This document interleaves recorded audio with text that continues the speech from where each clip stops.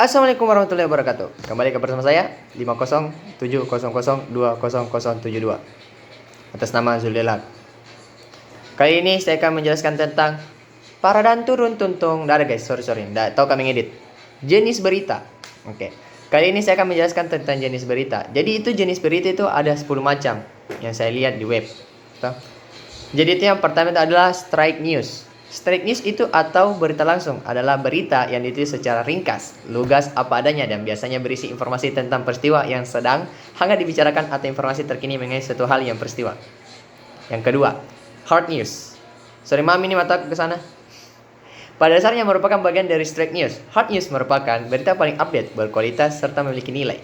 Biasanya hard news berisi berita yang bersifat khusus atau mengenai peristiwa yang tidak disangka akan terjadi tiba-tiba.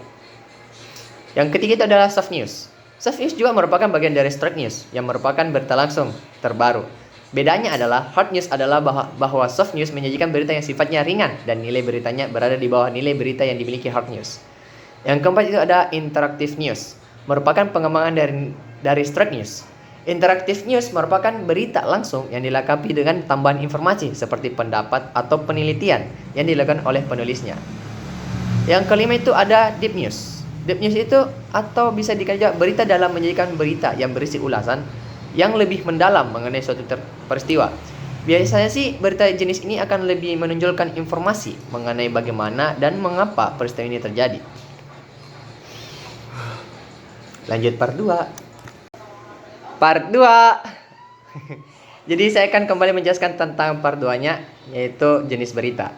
Yaitu yang keenam itu ada kita masuk ke investigation news atau berita investigasi, yang dimana berita ini ditulis berdasarkan hasil penyelidikan yang secara khusus dilakukan pada suatu peristiwa. Biasanya sih jurnalis melakukan hal ini dengan tujuan tertentu untuk mengungkapkan hal-hal yang tersembunyi di balik suatu kejadian. Yang ketujuh itu adalah opinions news, merupakan berita yang berisi opini tentang suatu peristiwa yang hangat yang sedang terjadi saat ini. Berita ini biasanya bersumber dari pendapat atau pengamat atau ahli mengenai isu, masalah atau peristiwa yang diangkat. Oke.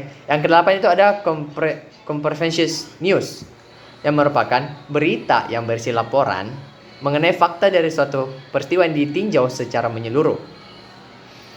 Tidak seperti berita langsung yang biasanya merupakan serpihan fakta per hari dan tidak memperhatikan ketertarikan berita tersebut dengan berita lain. Berita komprehensif meninjau fakta dari berbagai aspek, ya. Berita komprehensif juga berusaha untuk menggabungkan berbagai serpihan fakta tersebut menjadi suatu bangunan cerita atau peristiwa dengan benang merah yang terlihat jelas, sehingga berita jenis ini bersifat utuh dan menyeluruh. Yang kesembilan itu ada feature story.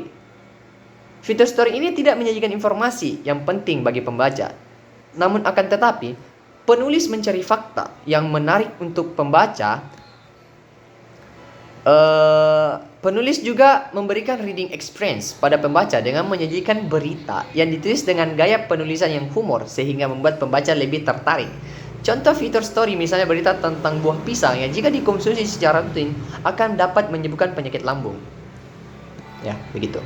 Yang ke-10, editorial writing, merupakan berita yang ditulis secara khusus sebagai referensi dari pikiran atau suatu institusi. Pikiran tersebut diuji di depan sidang pendapat umum, sehingga penulis editorial bukan menulis atas nama dirinya sendiri, melainkan atas nama sebuah surat kabar, majalah, atau stasiun radio, dan juga televisi. Oleh sebab itu, penulis editorial kemungkinan akan diberi instruksi sebelum menulis. Editorial menyajikan fakta dan opini, menafsirkan berita penting, dan mempengaruhi pendapat umum mengenai berita tersebut. Terima kasih. Sehingga jangan lupa like, komen, dan subscribe.